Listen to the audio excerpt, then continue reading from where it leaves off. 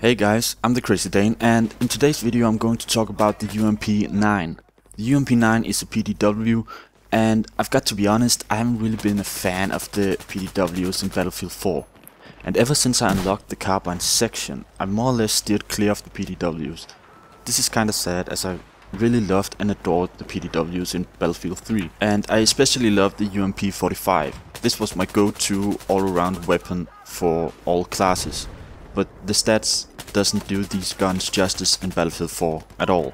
But after the Battlefield Hardline beta event a few weeks ago, where I really enjoyed the PDWs, I kinda missed those tiny itsy bitsy weapons a bit. And in general, to keep it fresh, I try to mix it up now and then in Battlefield 4 by using different gadgets or weapons that I normally wouldn't use at all or even think about doing so.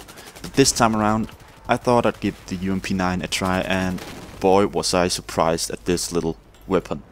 If you've seen any of my previous uploads, you know that I love low RPM weapons and that they fit my playstyle. So the UMP-9 with a RPM at 700 fits my playstyle kinda neatly. But it's a double-edged sword. As with low RPM you tend to be at an advantage at range, but the UMP-9 only delivers a muzzle velocity of 420 meters per second. So it's hard to hit moving targets at range. My way around this was to throw a silencer on there and play as an aggressive flanker. Every time I had the chance to get around enemies, I would be able to do awesome kill streaks where the enemy simply did not notice me and didn't have enough time to react to my little itsy bitsy PDW spitting lightweight lead at them. The upside to this gun is the ease of use. The recoil pattern is easy to control, the hipfire is okay, and it's actually pretty easy to land shots. But you will still have a hard time dealing with other weapons that does more DPS up close, and that's where you make use of the silencer. And you become the ever so evading shadow of the night. Or the day, as shadows are everywhere at night, just one big shadow. So yeah, I did a lot of TDM Parasol Storm, because I had a lot of flanking options, cover, and even the bushes and trees helped me stay hidden while using my pea shooter to nail enemies around the map. I felt awesome and tactical when I did those slow and steady flank rounds, where I simply killed everyone I laid my eyes upon, while giggling, "Thou shalt not pass." Mostly I ended up changing to my trusty M1911 sidearm because I ran out of bullets on my streak with the UMP-9, where I simply dominated everyone.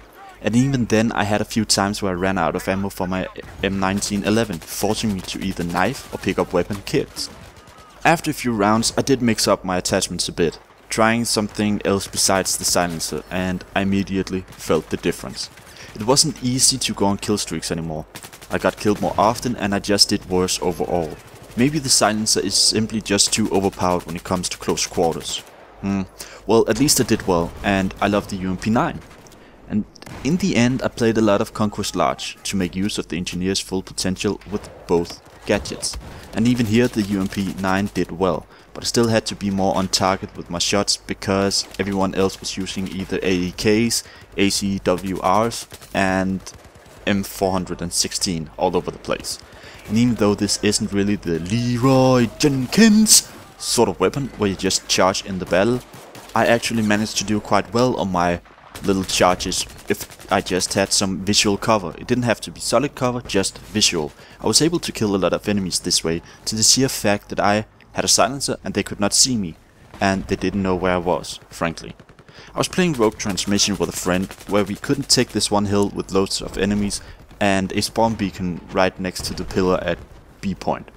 I decided to charge in and I ended up killing most of the enemies. Not only did I feel awesome, I felt lucky and somewhat tactical.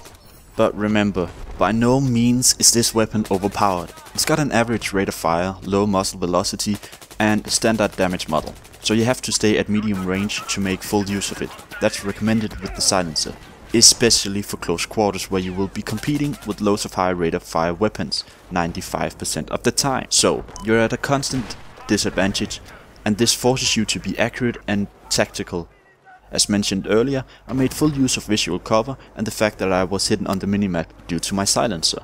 And try not to engage enemies at longer distances because the damage drop off on this weapon is ridiculous, so you end up having to hit an enemy in the chest 6, 7 or 8 times before they die at range. So you really want to stay at medium to close range, and I really can't empathize enough. Use the silencer and make use of visual cover. There's some maps that I didn't do well at all with the UMP-9, and that's Operation Metro and Operation Locker as an example, because they are very linear and there's not a lot of visual cover. It's only a solid cover so people know where you are and you really have to peek out of it to shoot. Whereas in visual cover you can stay in a bush or behind a tree and you can keep shooting without getting noticed, and you do not have to pop out. You can stay hidden all of the time, which is recommended. We're nearing the end, and I've just gotta say that I've had tons of fun with the UMP-9, but it only worked for me with the silencer and the ergo grip. Nothing else did it for me. If you can utilize these things with a silencer and visual cover, you'll do well, I promise you. And yeah, that's it for this time, guys. Let me know if you like any PDW in particular and what attachment you use for it, or for the UMP-9 if you do something differently than I did. So yeah, take care guys, and I'll see you guys in the next one.